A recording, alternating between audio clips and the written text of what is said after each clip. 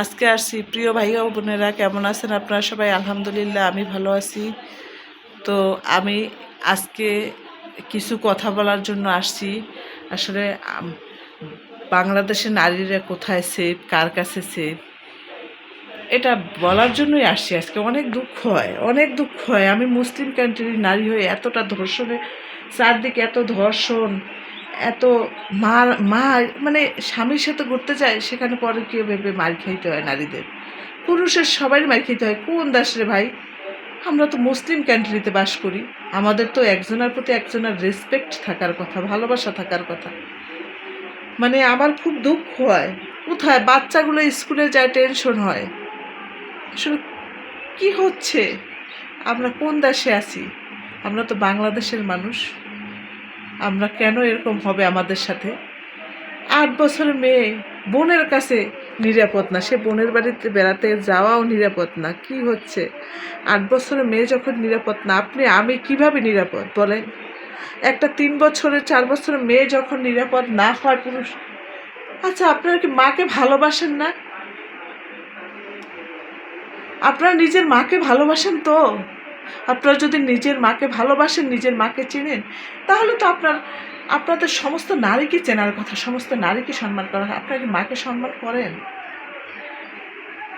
আমার প্রশ্ন, আপনাকে মাকে, বোনকে, নিজের বউকে সম্মান করেন?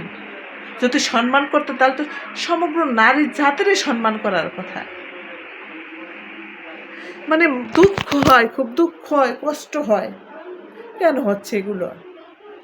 কান্না পায়, স্বস্তি চাই। প্রত্যেক রোজ খবরে বন্ধুদের সাথে ঘুরতে যায়, সেখানে বন্ধুরা ধর্ষণ করে জিভে কাইটে দেয়। বাবা, এ কি অবস্থা! স্বামীর সাথে ঘুরতে যায়, পরকীয়া করে মারে। আরে ভাই, তারে আটকাইয়ে যদি তার ফ্যামিলি খবর দেওয়া হয়, তখনই তো তার ফ্যামিলি শিওর শিওর করবে যে তারা যায় স্বামী স্ত্রী। কেন আপনারা মারেন ভাই? এই রাইট আপনাদের কে দিচ্ছে ভাই? ভাই, ধর্ষণ কেন করেন? এত মানুষ এত খারাপ কিভাবে হয় মানুষ?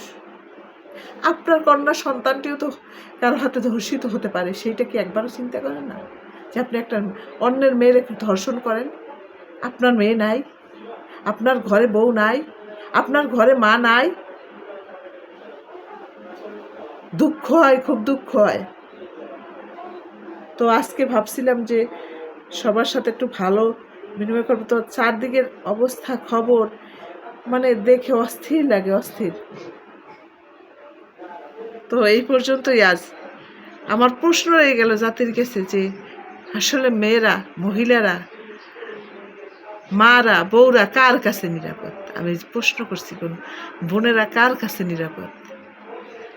কে নিরাপত্তা দেবে এদের?